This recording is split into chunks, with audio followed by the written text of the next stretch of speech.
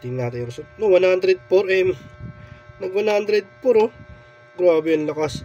Naka-yellow pa yung 5G niyan. Yung 5G niya yellow po. So, ibig sabihin moderate lang.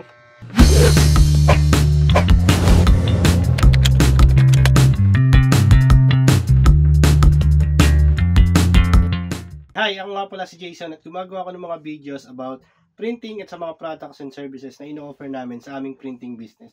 Pero sa video na ito, hindi ako magpapakita about printing or any related sa aming business. Ngayon, ipapakita natin dito sa video na to is itong prepaid wifi ng PLDT. 5G prepaid wifi niya. Nag-trending kasi ito noong nakaraan sa mga modem groups. Yan. Ang daming nagbibenta, ang daming bumibili, daming nagre-resell. Yan, testingin natin kung totoo ba siya. Hindi ko alam kung applicable na dito sa area namin itong network niya na kung malakas ba or hindi. Pero testingin na natin para sa ibang mga nagtatanong kung okay ba to or hindi talaga. So yun, unbox natin siya rito. Testingin natin, itetest natin yung speed niya. Kung okay ba sa cellphone, tetest natin siya and then sa laptop. Tingnan natin kung totoo ba yung speed na binibigay niya. So yun, ulitin ko lang itong model pala na ito is H155382, itong model na itong try natin. So yan, ito buksan muna natin siya, unbox natin. Kung ano yung mga laman niya at ano pa mga detalyeng meron siya. So yung sa gilid pala nito, sa box ng gilid niya, ito nakalagay yung model niya at saka yung serial number. So yun. Ayun, nakalagay na rin pala yung number nitong modem na to dito. Sorry, hindi ako sure kung modem ba to o router, kung ano ba dapat itawag. Wala kasi nakalagay. Basta nakalagay lang sa kanya is home wifi device. So hindi ako sure kung modem ba to o router. Pero buksan natin siya and meron ng number dito sa gilid. Nandito na yung number. Pagka-open natin sa kanya, kailangan pala muna i-register yung SIM card nito para magamit natin yung Only Wi-Fi. Meron kasi itong free na Only Wi-Fi na 15 days. Ayun, testing natin kung mabilis siya o hindi. At saka titignan din natin kung ano yung mga load na applicable sa kanya. Kung talaga makakatipid ba tayo or mapapagastos ka lang din. Ang kagandahan nito, pwede mo rin kasi siyang madala kahit saan. Basta may power bank ka lang at saka meron ka step up na power cord. So yan, buksan na natin ito. Yan, ito na yun ang ating nakita mo, silyado pa yan. Wala pang bukas. Buksan lang muna natin.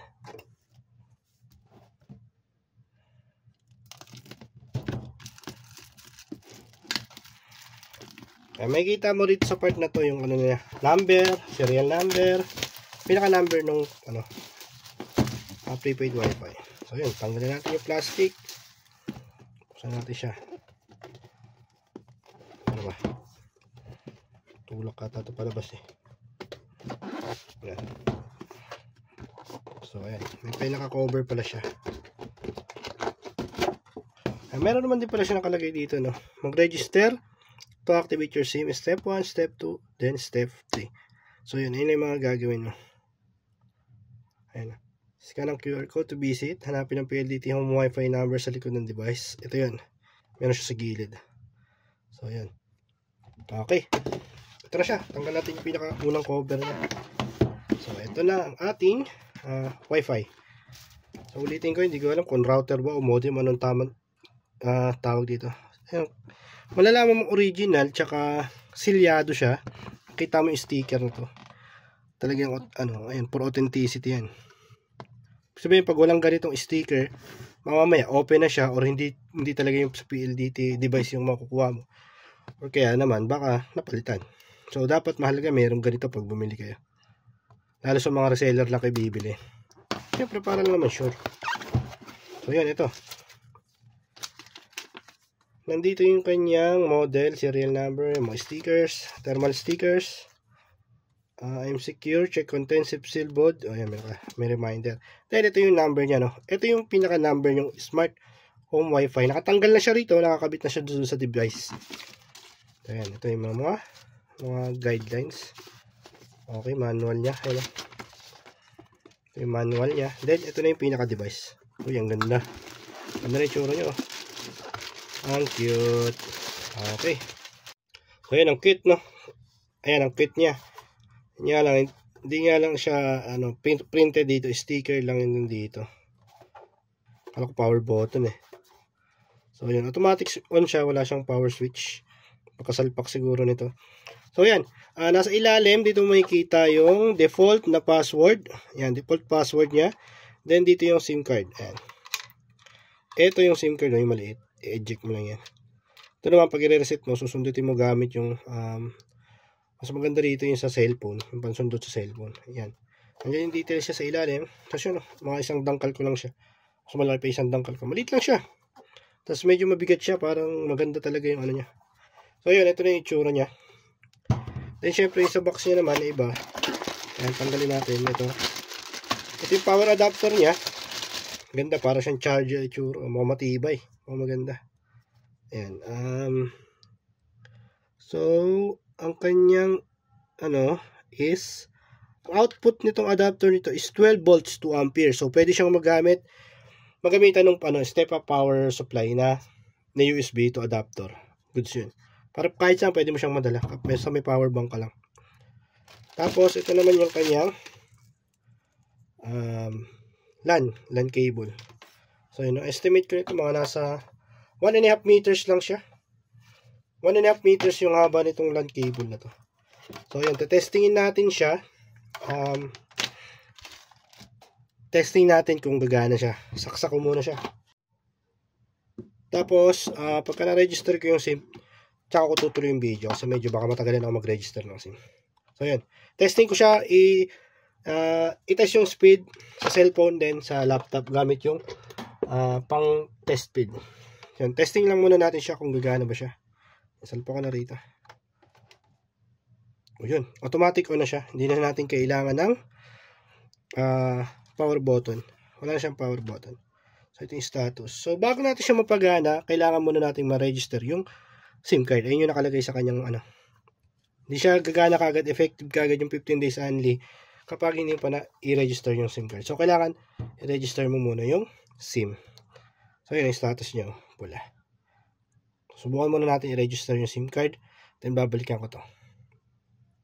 Yun, nag-okay na pala. May 5G, 4G. Nag-on siya pero possible to wala pa yung to. Kailangan talaga i-register mo na yung SIM card. Register ko lang muna yung SIM card. Patuloy ko na itong video. So, ayan. Tapos na natin siyang may register sa, sa smart. So, ito nga pala yung mga lightning status na to. Pagka blue, ibig sabihin strong yung signal. Pag yellow, moderate lang. Pag red, mahina yung signal. So, dito, naka-blue yung 5G, nagbabago-bago siya, nag-yellow, nagba-blue. So, ayan, okay, hindi mo makita. Ayan, nag-yellow na naman siya. So, moderate lang yung 5G. Pwede ko siyang hanapan ng pwesto kung saan dito sa area ko yung malakas yung yung 5G. So, pag blue siya, yan, naka-blue. Ibig sabihin, maganda. So, nakonect ko na siya, na-register ko na yung SIM, nakonect ko na rin yung cellphone dito, na-ayos ko na siya. Then, itetest na natin siya. Ayan. So, ayan, ngayon, siya, status niya is naka-blue. So, ibig sabihin nito, goods yung nito. Yung status ng 5G. Uy, nagdilaw na naman. Nagbabago-bago siya, pero testing natin siya. Ngayon, naka-dilaw siya. So, yun, pumapalo ng lakas. 86, 87 yung laro ng download nyo. So, yun, smart communication yung niya. Smart communication. Yan. Tingnan natin yung result. No, 104M. Nag-104, Grabe yung lakas. Naka-yellow pa yung 5G niyan. Yung 5G niya yellow po. So, ibig sabihin moderate lang. Paano pa kung naka-light blue yan? So, ibig sabihin ang lakas niya. Ulitin natin. Try na natin ulit. Para sure. So, go natin siya. Tingnan natin. Ayun, nag-light blue siya eh. Kaya pala ang lakas kanina. Nagbabago-bago. Nandito lang kasi ito sa loob eh. Tapos, sarado-sarado yung buong Sarado rin yung bintana, lahat sarado. Pero goods na goods, tingnan mo naman yung boom, panis. Grabe bilis, nag 100 100 Mbps. Grabe yung speed mo, chong. Diba? Ang kagandahan din dito, pwede mong palitan yung SIM card nito no merong only 699 yata yun. Yung ginagamit ko rin yung dati. Pwede mo ipalit dito, tas dapat 5G yung SIM mo. So, yung tignan natin sa laptop naman kung ganyan din kalalabasan niya. Ayan, nakonect na natin itong laptop natin dito sa ating PLDT 5G Wi-Fi. Ayan, nakonect na. Test lang natin siya kung pareho ba yung magiging resulta rito sa cellphone at saka sa laptop. Tingnan na natin para lang may comparison tayo. Tingnan natin, nag-dilaw na naman siya. Kanina lang blue. Ayan, nag-blue na naman. Ngayon, testing natin siya. Ayan, testing natin anong kakalabasan dito. So, yung naka-light blue siya. Tingnan natin kung ilang kakalabasan niya dito sa laptop.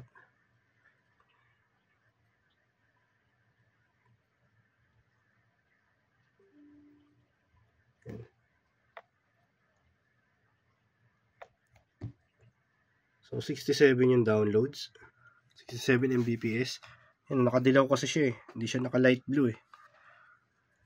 Tingnan natin sa upload.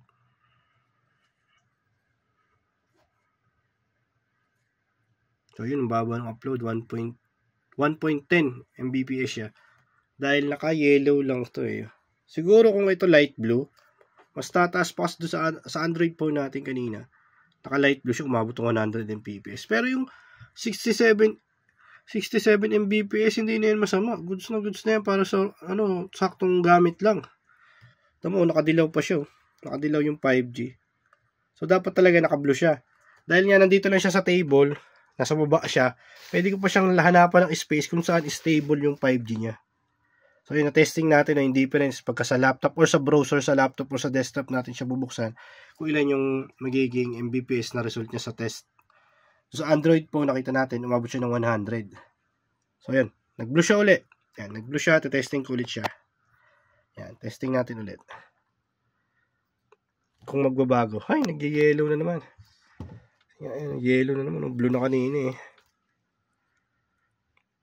Bumaba tuloy. Siguro hanapan ko lang siya ng magandang pwesto rito.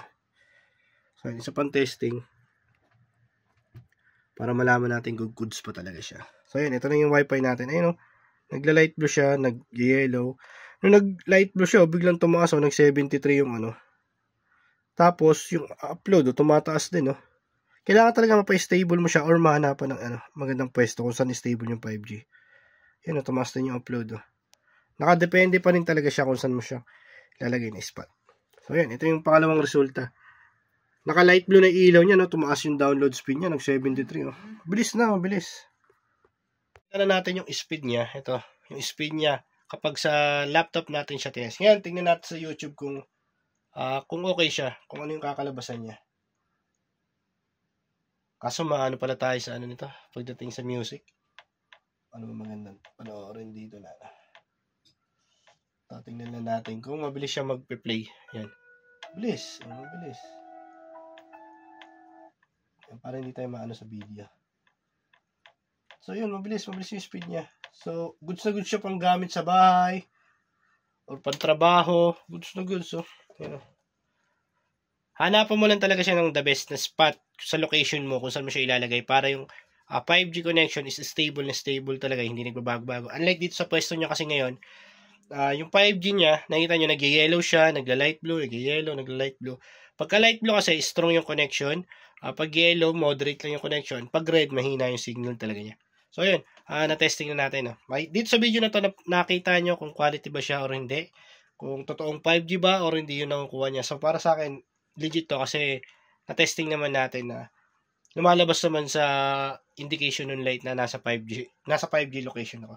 So, ganun, kung bibili ka nito at gusto mo yung kagaya nito, nagbebenta rin nga pala kami nito sa Shopee namin at nagbebenta rin ako. Pero hindi kagaya ng ibang mga seller na sobrang laki ng patong nila. Antay lang natin ulit magka-stock at pwede nyo i-visit yung link na to, ilalagay ko sa description kung saan nyo siya pwedeng orderin. Pero kung gusto nyo rin naman mismo sa PLDT or Smart kayo umorder, lalagay ko na rin sa link in description para doon kayo umorder kung gusto nyo naman na doon. At matagal nga lang sila magkaroon ng stock, antay-antay nga lang kayo.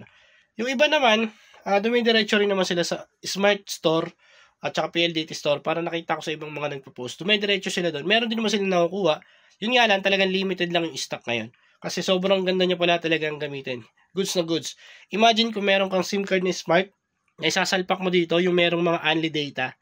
Yung only data na Smart is 699 lang kung hindi ako nagkakamali. Or 600, mga ganun.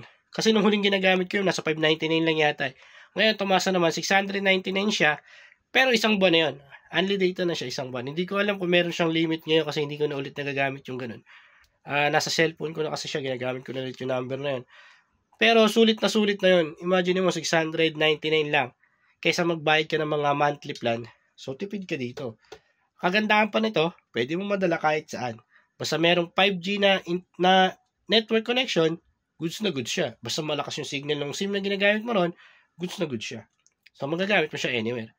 Yan, pwede mo rin nga pala siya magamit through power bank. Wala lang kasi dito, nasa baba yung step up power cord ko sa yung USB type. Pwede mo siyang magamit kahit saan, kahit wala ka ng outlet ng pang 220. Basta meron ka nung na yon, nung USB adapter na yon. Tapos isasalpak mo na siya sa power bank, then gagana na to kasi 12 volts lang naman yung output niya. Ay ilalagay ko na rin sa description sa video na to kung saan nyo pwedeng orderin yung sinasabi ko na yon para matingnan nyo, or kung gusto nyo order na rin kayo doon. Para anywhere, pwede nyo siyang madala. Yun, nag-yellow na naman siya, so ibig sabihin, hindi talaga stable yung 5G rito sa location ko ngayon. Hanapan ko lang siya ng spot dito sa shop kung saan ko siya pwedeng mailagay para saktong-sakto, para 5G talaga yan connection ko. So, sa mga kaprinting natin dyan na medyo lagi na namang problema sa internet, alam nyo naman sobrang halaga ng internet sa atin, di ba? Goods na goods gamitin to. Recommended to. Maganda to. Quality. Tapos, yung bigat niya, mararamdaman mo hindi peke. Unlike sa ibang mabibili mo, sobrang gagaan. Ito, mabigat siya. Ayan. Tapos, alam ko may pan sa ilalim to eh. Naka-fan na siya, so hindi na siya gaanong mag-iinit. So, yun, kaya, ang ganda niya. Quality. Na-test natin yung speed. Niya. Overall, okay siya. So, yun, pag gusto mong bumili, check mo lang yung description dito sa video na to para click mo na yung link at hindi ka ma-scam, hindi ka maloko, talagang diretso yung mabibilihan mo nito. So, yan. Kung nagustuhan mo itong video na to, baka pwede mo naman ako i-subscribe at i-like mo na itong video na to at click mo na rin yung bell para ma-notify ka pa sa mga iba kong video na i-upload na tingin ko naman makakatulong sa iyo. So, yan. Salamat sa panonood.